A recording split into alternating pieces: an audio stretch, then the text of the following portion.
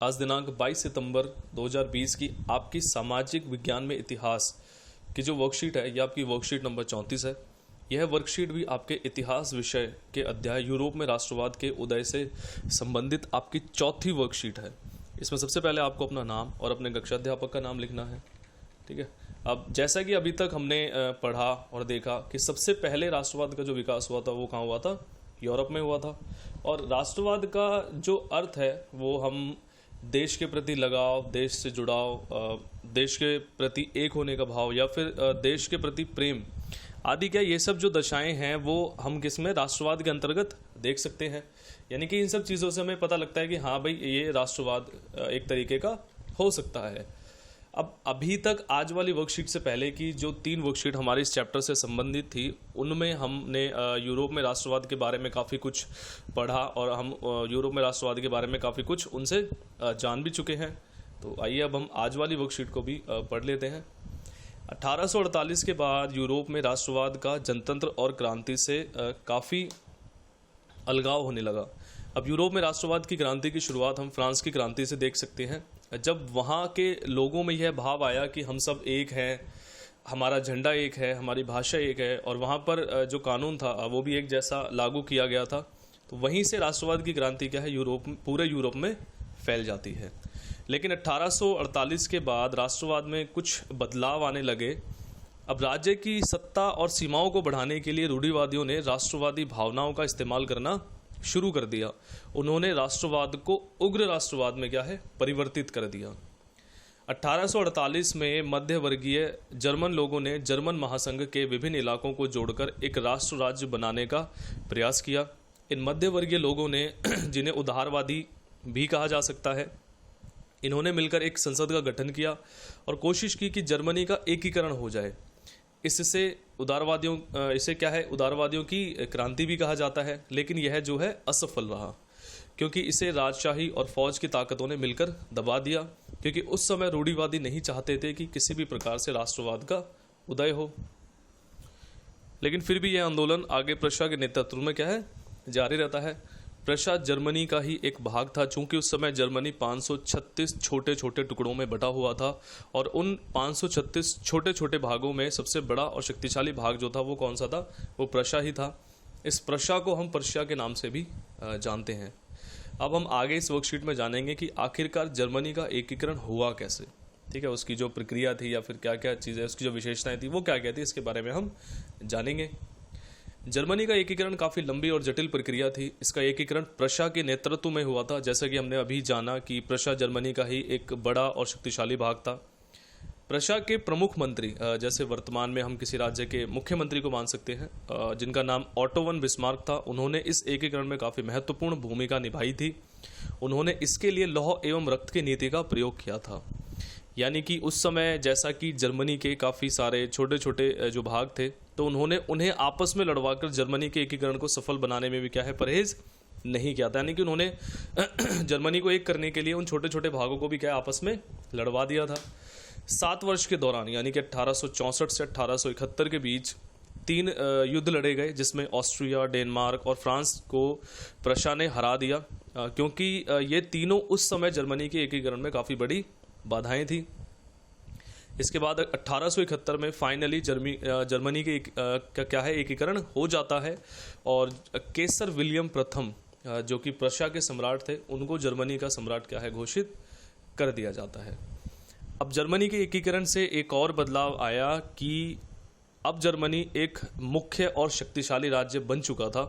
तो वहाँ पर मुद्रा, बैंकिंग और न्याय व्यवस्था, इन सभी का भी आधुनिकीकरण क्या है, किया गया। यहाँ पर एक मुद्रा, एक जैसे व्यापार के नियम और एक जैसी कानून व्यवस्था को अपनाया गया, ताकि जो राष्ट्रवाद है या फिर जो राष्ट्र है उसको क्या है, मजबूती मिल सके। तो इस प्रकार आपका ये जो जर्मनी का एकीकरण है वो हमने देखा। आइए अब हम इटली के एकीकरण की बात कर लेते हैं कि आखिर इटली का जो एकीकरण था वो किस प्रकार से हुआ। इटली का एकीकरण जर्मनी के एकीकरण से थोड़ा अलग था, लेकिन ये भी एक लंबी और जटिल प्रक्रिया थी। इटली 7 छोटे छोटे राज्यों में बटा हुआ था। 1830 के दशक में मैत्सिनी ने इटली के एकीकरण का प्रयास किया, लेकिन वे असफल रहे। उसके बाद 1830 से 1848 के क्या है क्रांतिकारी विद्रोह भी हुए किए गए, लेकिन वे भी असफल रहे। यानी कि जो मैत्सिनी था उसके द्वारा किए गए जितने भी प्रयास थे वो सभी असफल रहे थे। 1859 में फ्रांस से सार्डिनिया पिडमोंट ने एक चतुर कूटनीतिक संधि की, जिसके माध्यम से उसने ऑस्ट्रियाई बलों को हरा दिया। अब उस समय इटली 7 राज्यों में बटा हुआ था। उसके बाद वहाँ जो पहला प्रयास था वो मैत्सिनी ने किया, जो कि असफल रहा था। अब जैसे जर्मनी में प्रमुख नेतृत्व प्रशा ने किया था, उसी प्रकार इटली के एकीकरण में प्रमुख प्रयास जो था वो सार्डिनिया पिडमोंट ने किया था, जो कि इटली के ही 7 भागों में से एक था। अब इस सार्डिनिया पिडमोंट के नेतृत्व में फ्रांस के साथ एक संधि की जाती है, और यह संधि काउंट कैमिले दे कावूर के द्वारा की जाती है। और ऑस्ट्रिया, जो कि एक बहुत बड़ी बाधा था उस टाइम में इटली के एकीकरण में, उसे क्या है हरा दिया जाता है। इस प्रकार 1861 में इटली के एकीकरण की जो प्रक्रिया है वो पूरी हो जाती है, और इमैनुअल द्वितीय को इटली का सम्राट घोषित कर दिया जाता है, जो कि क्या था सार्डिनिया पिडमोंट का सम्राट था। इस प्रकार ये पूरी क्या थी इटली की एकीकरण की प्रक्रिया थी। अब इससे आगे हम इस वर्कशीट में 2 ऐसे व्यक्ति या फिर शख्सियत के बारे में बात करेंगे जिनकी राष्ट्रवाद में काफ़ी महत्वपूर्ण भूमिका थी, जिसमें सबसे पहले जिनका नाम है वो है काउंट कैमिले दे कावूर, और जो दूसरे हमारे वो हैं ज्यूसेपे गैरिबोल्डी। ठीक है, अब पहले हम कावूर के बारे में बात कर लेते हैं। कावूर सार्डिनिया पिडमोंट का मंत्री था। अब इटली के प्रदेशों का जो एकीकरण करना था उसमें उसकी प्रमुख भूमिका थी, लेकिन ये ना तो कोई क्रांतिकारी थे और ना ही कोई जनतंत्र या लोकतंत्र में विश्वास रखने वाले थे। लेकिन ये क्या थे, ये सार्डिनिया पिडमोंट के एक प्रमुख मंत्री थे, और केवल इसी आधार पर उन्होंने अपनी क्या है इटली के एकीकरण में प्रमुख भूमिका निभाई थी। अब फ्रांस के साथ जो संधि की गई थी उसमें कावूर का ही हाथ था, जिसके कारण ऑस्ट्रिया को हराया जा सका और इटली का जो एकीकरण है वो संभव हो पाया। अगर ऑस्ट्रिया को नहीं हराया जाता तो शायद इटली का एकीकरण जो है वो नहीं हो पाता। अब काउंट कैमिले दे कावूर एक के बाद हम बात करते हैं ज्यूसेपे गैरिबोल्डी की। ठीक है जी, तो जो ज्यूसेपे गैरिबोल्डी थे ये एक सैनिक थे, लेकिन नियमित तौर पर सेना का हिस्सा नहीं थे। यानी कि मतलब वैसे ही मतलब एक सैनिक तो थे, लेकिन जो एक सेना में नियमित तौर पर नहीं थे। अब उन्होंने इटली के एकीकरण के लिए सशस्त्र स्वयं सेवकों का नेतृत्व किया, यानी कि इसने स्वयं की एक सेना बनाई जिसे रेड शर्ट या लाल कुर्ती भी कहा जाता है। 1860 में वे दक्षिणी इटली और 2 सिसिलियों, जो इटली के ही भाग थे यानी कि दक्षिणी इटली और 2 सिसिलियों के राज्य में प्रवेश कर गए, और स्पेनिश शासकों को हराने के लिए वहाँ के स्थानीय किसानों का समर्थन पाने में क्या है ये सफल रहे थे। अब इन्होंने दक्षिणी इटली और सिसिली को राजा इमैनुअल द्वितीय को सौंप दिया, यानी कि काफ़ी सारा इटली का जो भाग था इन्होंने क्या है जीतकर सार्डिनिया पिडमोंट के जो सम्राट थे इमैनुअल द्वितीय उनको क्या है सौंप दिया था। तो बस इसी प्रकार जो ज्यूसेपे गैरिबोल्डी थे इनकी भी इटली के एकीकरण में काफ़ी ज़्यादा महत्वपूर्ण भूमिका थी। तो इस प्रकार से हमारी जो ये आज की वर्कशीट है, वर्कशीट नंबर जो हमारी 34 है, तो ये यहाँ पर क्या है हमारी कंप्लीट हो जाती है। आइए अब हम इसमें जो इस वर्कशीट के क्वेश्चन आंसर्स हैं हम उनको भी देख लेते हैं और उनकी बात कर लेते हैं। पहला प्रश्न है वो है इटली के एकीकरण पर एक निबंध लिखिए। ठीक है, तो आइए हम इसका उत्तर देख लेते हैं। इटली के एकीकरण की निम्न विशेषताएं थी। इटली का एकीकरण एक लंबी और जटिल प्रक्रिया थी। आरंभ में इटली जो था वो 7 छोटे छोटे राज्यों में बटा हुआ था।